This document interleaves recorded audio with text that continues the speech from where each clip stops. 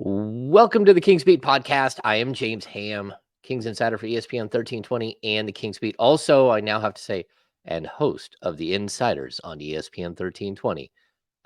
Joining me today, Brenden Nunes from the Kings Pulse podcast. Brenden, how are you?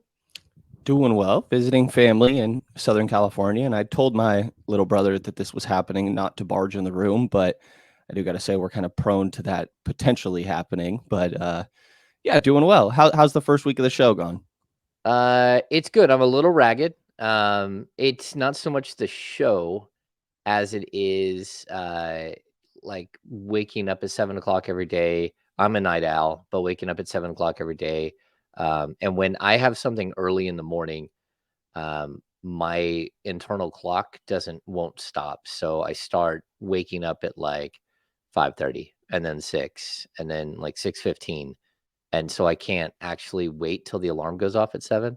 So that's been the biggest adjustment. Like I think one day I was able to sneak a nap in after work.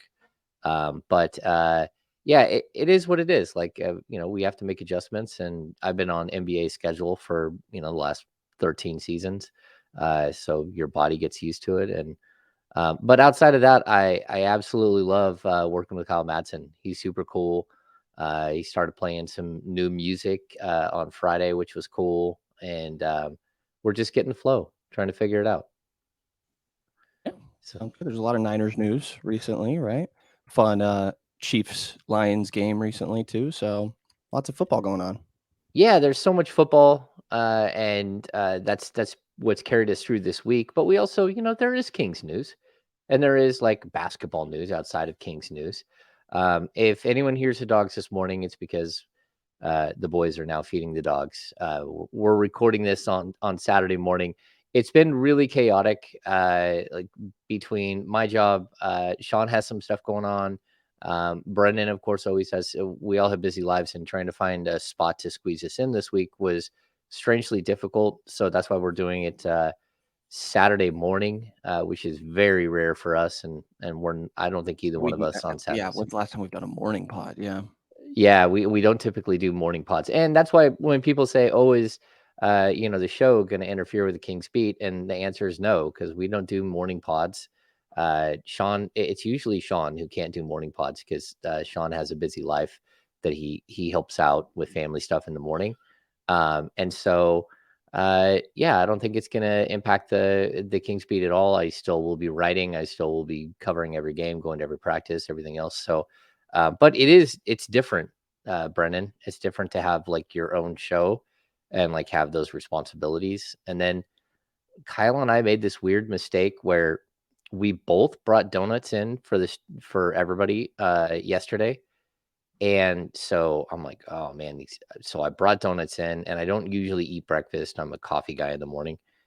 And I'm like, oh, donut smells good. So I grabbed a donut, and then it was like, okay, we brought in a lot of donuts. So I went and grabbed a second donut. And then we get to the show. I'm 2 cups of coffee and 2 donuts in, and I'm like a squirrel. Like the blood was pumping. Like, whoa, like what in the world is happening? So yeah, I've got to learn to not eat coffee and donuts before going on the air for 2 hours, because it made 2 hours feel like about 15 minutes. So Some pre-built chemistry though. Both bringing in donuts on the same day. And it was random. Like Yeah. he's at his previous place was Donut Friday. I was driving to work, and I'm like, you know what? Like when you start somewhere new, like you're sort of invading other people's space. And like the ESPN 1320 studios is like this massive building, and there's a lot of people that work there all day long doing other things outside of just like being on air or being in the boardroom. We have engineers, and we have salespeople, and we have big bosses, and like executive secretaries, and like there's all kinds of people, like a promotions department. And so they've been very welcoming to us. So I think both of us felt it by the end of the week, and we're like, hey, let's bring in donuts. We did not coordinate it, but then we both walk in with big giant boxes of donuts. So it happens. So Brennan, how have you been? Everything good? Yeah, doing well. I got to make a fun announcement on Monday. I've been itching to do it, but I don't get to quite yet. But Monday will be the day. Um, Nice. Doing well, enjoying some time with family down here in SoCal. I mean, I'm sure you know this, but now that I'm starting to, I think 2 years now, I'm getting a better feel for the schedule of what covering the NBA looks like. And it's clearly this month and last month that are the two real off seasons. And so I'm trying to take advantage of that a little bit. So enjoying spending time with family. Got a lot of siblings down here, and it's been good to connect with them. Also doing, I enjoyed trying to get into football even more so, and really enjoyed that the Lions beat the Chiefs. I will say that was an extremely entertaining game and way to kick it off, and some Team USA stuff, and the pictures, videos of JaVale getting around the facility have been fun. So doing well, kind of all over the place. Yeah, yeah. I personally like we have Patrick Mahomes in fantasy, and but I don't really care who wins, like on a game like that. I don't like. I don't. I hope that Mahomes The throws drops touchdowns. got to bother you though, right? With him in Oh yeah, fantasy. like if I could have like flown to Kansas City and like smacked Kadarius Toney like everyone else wanted to in Kansas City and everyone who owns Mahomes. I mean, it wasn't just like the pick six. There's -1 right there for Mahomes for the pick. But it was the late drop that would have been a touchdown or really close to it that I think was really frustrating. I felt bad for the guy because I mean that's not how you want to start a season, and like you do that again and you're not on that team anymore. I mean, that's you don't blow a game like that one single player when the rest of the team sort of held up their end. Let's get to Kings news. Well, first of all, let's get to the business side. If you're watching here on YouTube and you don't mind, give us a thumbs up. Also, subscribe to the channel. We have grown, and super excited about a really, really big season for the Sacramento Kings. And we'll be here all season long to take you through. We're really excited about sort of the things that are coming up and the way that this team is constructed and sort of the vibe that's going on in Sacramento. And I think this is going to be well, certainly for me, a season that's unique and that there's a good chance that they'll be good. And we didn't even know that last season coming into the year. We thought maybe, but I also had thought that maybe a dozen other times throughout the years, and it never showed up and came to fruition. So stick with us here at the Kings Beat. Become a premium subscriber. Go to thekingsbeat.com and jump on board. Like this is we got you guys covered for all your Kings news. The latest, Brenden, the Kings yesterday afternoon officially they had traded for Skal Labissiere earlier in the week. Um, and I know Sean sat down with Skal, and Skal was really excited about the potential to go to training camp and actually, be part of the team and possibly have a chance to fight for a spot. But what they did yesterday was they signed Skal and then waived him right afterwards. And I know that confuses a lot of people, but I'll just like clarify right away. This move was always meant for the Stockton Kings. Skal Labissiere was not going to compete for a roster spot. He was going to always be part of the Stockton Kings. That's why they traded for his rights. And what happens in this situation, Brenden, is when you sign somebody to a contract right now, you can give them some guaranteed money. So you have roster spots. So he goes into like a standard roster spot, and then you can give him a signing bonus, and then you can waive him right afterwards. And so basically he gets free money to go play for the Stockton Kings. The only way this works, it's how they did it with DJ Stewart last year. The only way it works is if you already have his rights for the G League. If you don't have his rights and you try to do this, then you're limited to only giving him $50,000 bonus. We saw this last year with it was Sam Merrill, right? The Kings gave him 150,000 bucks once he didn't make the team, and he almost made the team. Once he didn't make the team, though, they didn't have his G League rights. When they waived him, he went into the G League draft and was selected #1 overall and went somewhere else and took the 150 grand with him and went on with his merry way. Uh, are you cool with how they're doing this? Like, is there any questions you have about like the Skal situation?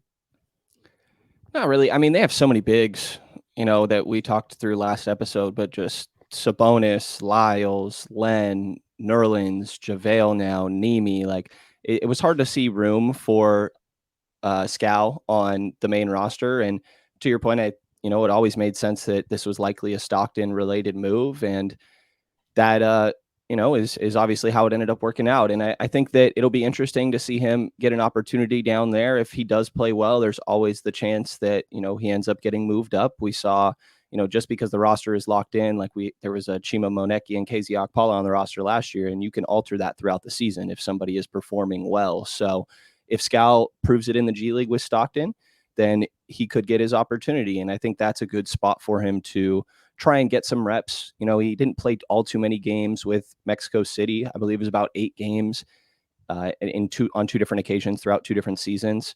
And so about 16 total is what I believe, somewhere right around there. And yeah, you just need to see it a little bit more with him. So I was kind of surprised to see that it was a 3-team trade and the player the Kings sent out was DJ Stewart. Yeah. And that was slightly surprising to me, but also, he was coming off the bench in Stockton last year, but I had kind of liked DJ Stewart. You mentioned that was a guy that last offseason they had given some money to, so obviously they liked him a bit as well, but he's the one on the way out headed to the Maine Red Claws, which is the Boston Celtics affiliate. Yeah, and the thing with DJ Stewart, like, look, he's been with the Stockton Kings for, I think, that 3 years. Like, that's a long time in the G League, and you don't want to become like a franchise guy in the G League. The G League players don't make a lot of money. It's not nearly as lucrative as going overseas and playing for a European team. So that's why a player like him, if you want to keep him here in the States, you got to do what the Kings just did with Skal, where you give him a little bit of money and then you waive him. And so he has that money to supplement what he's going to make in the G League and what he's not going to make in Europe. And we've seen this for years. The league has changed rules here and there to try to tighten it up a little bit, but overall, I think it's a good way to build your program, right? Like Skal Labissiere may or may not ever make it up to the Sacramento Kings again, but the fact is Skal is probably a solid player at the G League level, and now you got him in the fold, and he's a good human being. You know what type of person he is because you already have experience with him. So you're not taking a gamble on somebody and just hoping things work out. So, and then like Brenden, I know there's confusion about this. So the Kings have Sabonis as their starting center. They have Trey Lyles, who can play both the 4 and the 5. Then they've got Alex Len. They've got JaVale McGee. They've got Nerlens Noel. They got Neemias Queta. We're looking at 6 centers and maybe 5.5, right? And is there confusion here? Because I know a lot of fans out there seem to be confused about why the Kings have so many centers at this point.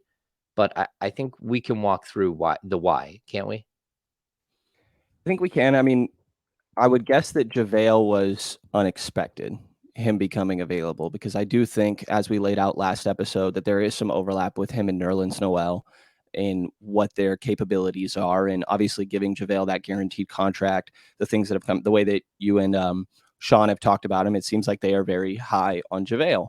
And, I have my questions there, but obviously there's questions that the organization has around Neemias Queta and Nerlens Noel, with those being non-guaranteed deals. And I view those more as training camp deals, right? You're trying to figure out, are these guys going to show us something? And then maybe they'll stick around. And so I think that makes sense. I do question a bit, though, like the opportunity cost here. This team needs more. Well, I don't know about needs, but it never hurts to have more wings. And that's always been a spot where the Kings could use a little bit more depth. I know they have Kessler Edwards still at the end there, who showed some interesting things last year. There's still Harrison Barnes, Keegan Murray, there's Sasha, Colby Jones maybe can slide down, Chris Duarte. So it's not like they're lacking necessarily in that aspect, but I do wonder a little bit of, wings are so highly valued and what they really think can play 2 to 4, that maybe there's a little bit of opportunity cost that you're missing out on here. You could go look at a Justice Winslow, a Stanley Johnson, or something like that, rather than signing one of these guys. Although there is another spot remaining and a 2-way. Yeah. Well, okay. So the Kings still have a 2-way, but they also still have like 2 roster spots, 2 or 3 now, because you can carry up to 21 all the way until the day before the season starts. So I get what you're saying. If they want to go out and sign a wing, they can. We still haven't heard what they're going to do with Jordan Ford, but I would expect him. We expect him to be in camp. That's everything that we're hearing. He will be in camp. And then when you talk about like the training camp, I'll say this: when you're an NBA team and you have aspirations of being really good, you have to take advantage of player availability when you can. And that means that sometimes you burn through some cash making sure that you have something covered, and then something else becomes available later that's better than what you have, like your coverage stuff. And so that's how, like, the idea of Nerlens Noel made sense, right? Brendan's talked about this for a long time. You like the fit. I don't love the fit just because Nerlens can't stay healthy, and not only that, but Nerlens offensively has always been challenged. Um, and I would have preferred a true like rim runner and pick and roll specialist to him, but it's okay. Like I was fine with the move. He does do a lot of things that are interesting, right? So that's one player. The Alex Len thing, like Alex Len did the work last year. He was a good teammate. When you needed him late in the season, he actually stepped in and played some really nice quality basketball. And so you know what you have there. But and then we have Nemias, and Nemias is a young guy, and you want to promote, success within your own organization. And I think in a perfect world, the Kings would have given him a two-way, but I just don't think that he was in that mode. Like he doesn't want the two-way. He wants to be part of the main roster. He thinks he's earned that with his play in the G League. Hard to argue with that. So then when you put them all on a board, it's not just that you start like placing like who does what um, or like who makes what money. Like to be honest, they all make minimum money. All four of these guys that we're talking about that are this back section of the 5-man spot. But you didn't know JaVale McGee was going to become available when you signed Alex Len and Nerlens Noel. And Nemias Queta, you wanted to bring in for your own reasons as part of building your franchise and your program. Um, but things change. And I think what I would tell Kings fans is this: what you don't want to see is your team be cheap and say, no, we already signed Nerlens Noel. We don't want to bring in JaVale McGee. That's not what you want. What you want is for your team to go, you know what? We'll let them fight it out at camp, but this is a really good player that we think fits our system and is that true rim runner, that pick and roll specialist that we can put with Malik Monk. Does all that make sense, Brendan? Yeah, definitely. And they picked him up fast. It wasn't, there was clearly not much hesitation there. And our buddy Sam Amick reported that McGee actually had an opportunity to go to the Warriors, and Yeah. picking the Kings over the Warriors, this is a little bit of a moment, right? It shows where the Kings are at. And it could be a combination of things. It could be a relationship with, there's Mike Brown that worked with him previously in Golden State, Luke Laux as well. Maybe even Rasay, Fox, De'Aaron's wife. You never know where that relationship necessarily really lies. And it could also be an aspect of he thinks that the Kings are in a good spot. Maybe he wants to run the floor with De'Aaron Fox. Like, we don't really know what combination of what led into that decision, but I think it's quite a moment for somebody to pick going to the Kings over the Warriors. No, I think you're right. Even though it's a 35-year-old who was just waived, no, I think it does mean something. It means that you're building a program, and it also, like, the Kings were aggressive. They went out and they gave him guaranteed money. I think that that's maybe why you saw the full guarantee. Maybe there was a world where you gave him, $1 million to show up to camp, but like a make good contract, but there was no way to do that because you had other teams lurking. And I think it also, Brennan, I think it speaks to the fact that JaVale McGee is still a functional player in the NBA, and teams know that, and they want him. And for me, I was always concerned about, like, you have all these bigs, but none of them really do what you need for Malik Monk. Like Malik Monk loves the pick and roll. He loves the lob. And like if you don't have that player to put alongside him, which is a basic player in the NBA, it really is. We're not talking about some like abstract, like mystical beast, a unicorn that you can't find. Like rim runners are standard operating procedure in the NBA. The Kings have had them in the past. Rashawn Holmes, Damon Jones, Marvin Bagley Dame. kind of falls into it. Yeah, yeah. I mean, that's if if you have a player like Monk, you want to give him the tools to succeed. And to be honest with you, JaVale McGee, for me, is one of those players. Was one of those guys that you're like, okay, look, I can see JaVale going up and hammering down a lob from Malik Monk, which opens Malik to do a lot of different things, and like I'm okay with that. Um, so do we have this figured out? I mean, if you're ranking them right now, give me your rank one through six. Ooh, okay. Well, obviously Sabonis first, and Yes. I go Lyles second, if Lyles was part of this ranking. I think I still go Len 3, but I think this is where it's really situational on pretty much everything after Sabonis. It kind of depends on the matchup and what you want in that specific look, but I'd probably go Lyles second. I think Len third, and then I'd put McGee. And then who else we got? We got probably go with hard between Nemi and Nerlens, but I think that current production, I go with Nerlens. We still got to see what that obviously looks like, and that's very much a toss up between the 5-6 for me. But I'll go Nerlens 5 and Nemi 6. What would your 1 to 6 be? Yeah, I mean, it's definitely Sabonis and Lyles. I'm gonna put JaVale at number 3. I think the Kings they really like JaVale. They do. And he's 7 foot and he's he weighs 270. Like I was surprised by that. Like that's what he's listed at. That's a big man. And the Kings need that type of player. And I think he's more versatile than Alex Len. I think Alex Len, again, was there. He put in the work. But I'd also say, like, I think camp competition is going to be pretty fierce. And I think it'll be fierce between Len, Nerlens, and Nemi. And I think that at the end of the day, I think they'll keep Alex Len.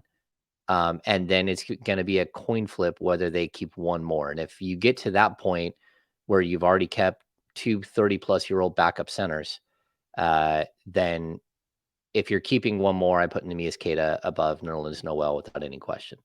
And that's just because, why would you keep a 29-year-old fifth center when you got a, 25-year-old that maybe still has a lot of room to grow and Been in your some system. development time? Yeah, he's been in your system. Yeah. He does a lot of good. And I think the other question is this kind of interesting. Like, if something were to happen to Domantas Sabonis, let's say he misses 2 weeks, who's your starting center?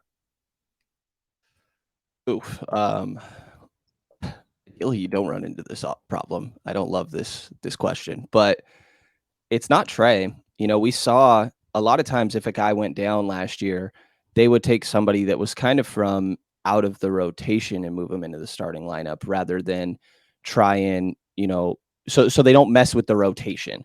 And I think you'd like to keep Trey coming off the bench rather than mess with his minutes and bring him into the starting lineup. I guess JaVale. It comes down to JaVale or Len for me. Okay, I'm going to go the other way. I think that it would be Trey Lyles. And it's because I think Trey Lyles can emulate what Sabonis does better than the other two. And so while he's not the rebounder and he's not going to, I mean, he can score.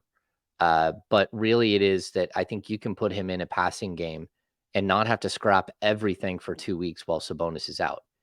And then so in that situation, you spend like 10 games learning how to play without Sabonis, and then you get to spend like 3 games learning how to play with Sabonis again. And so I think normally you're right, but if you have major depth at a position, like I don't think Malik Monk is going to slide in the starting two guard spot if Kevin Herter goes down for 3 weeks. I think you'd see Chris Duarte. And if De'Aaron Fox goes down, you don't see Malik Monk go over there.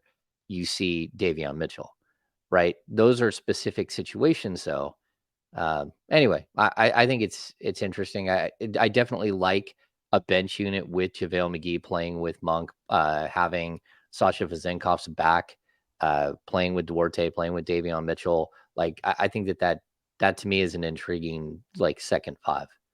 Yeah, definitely. I will add, I feel like they've put a lot of value in high IQ players, Yep. and I don't think it makes sense the two guys that maybe they decided to go in a different direction with, like Terrence Davis, Chimezie Metu, I think don't exactly fit that description.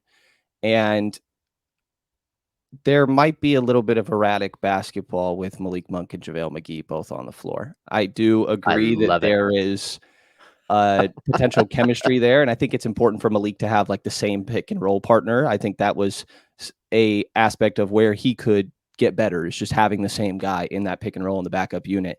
But there's going to be some crazy moments.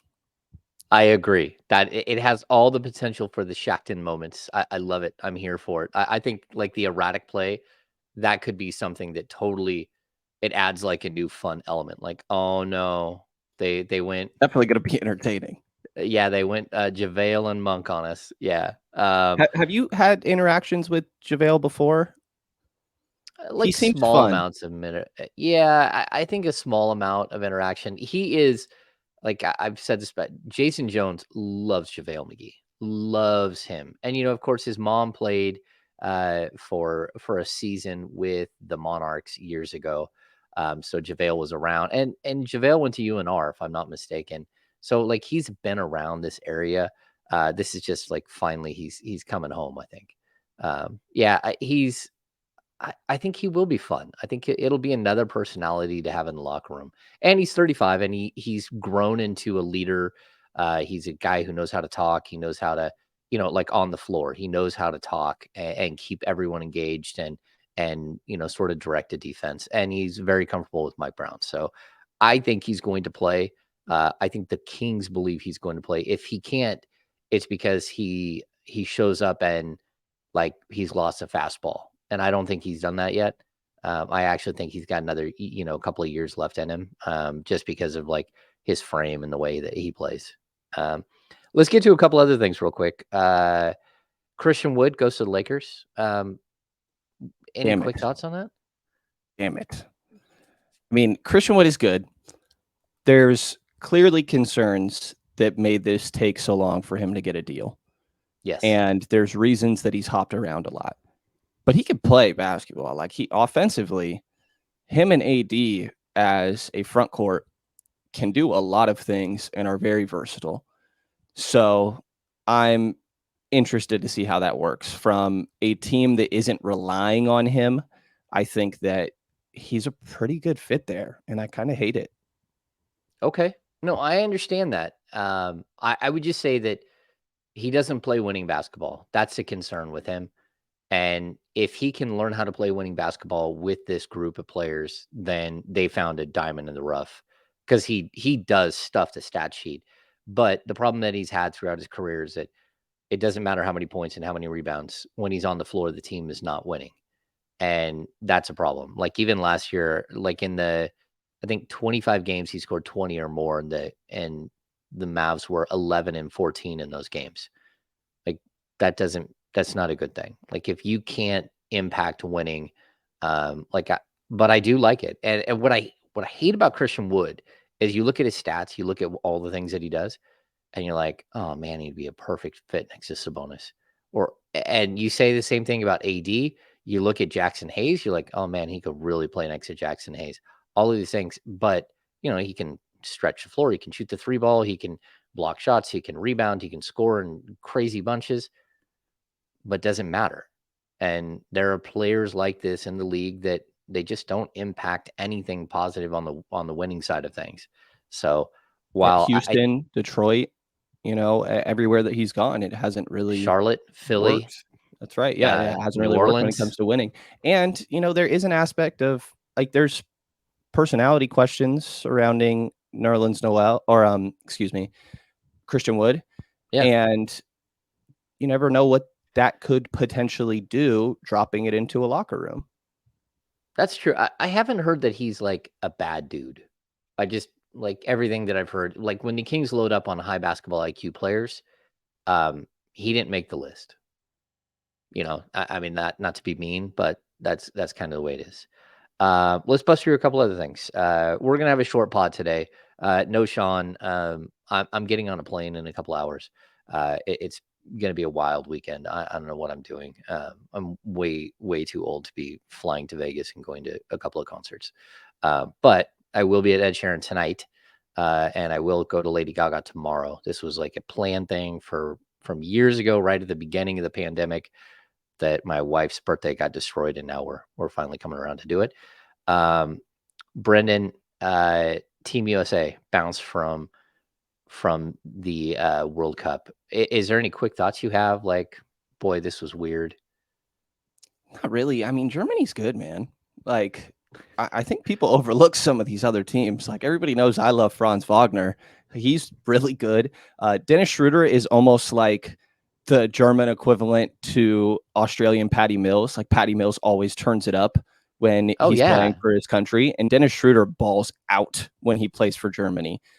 They did this in, I forget the name of last off season's international games that were going on as well. But he whenever he's playing for Germany, he is absolutely balling out.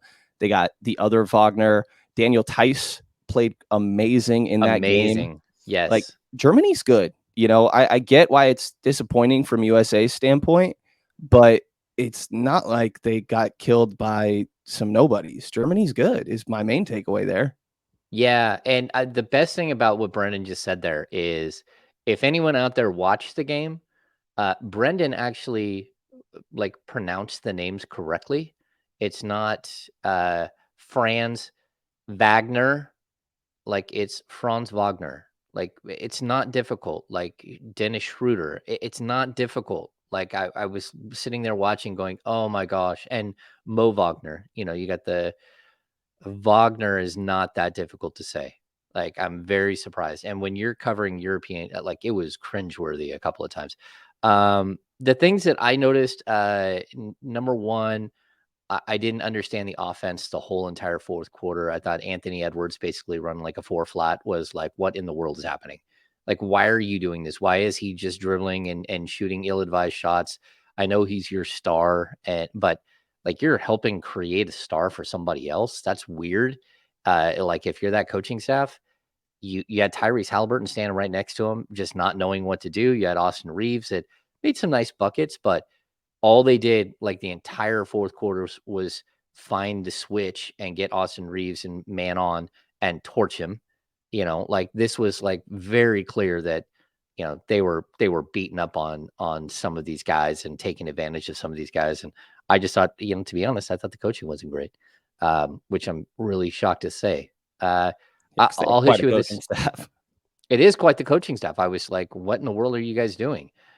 You had better defensive players, and I know you were down, but you could have got back in the game playing defense, not just getting torched nonstop. Yeah. Are Canada you? also got knocked by Serbia.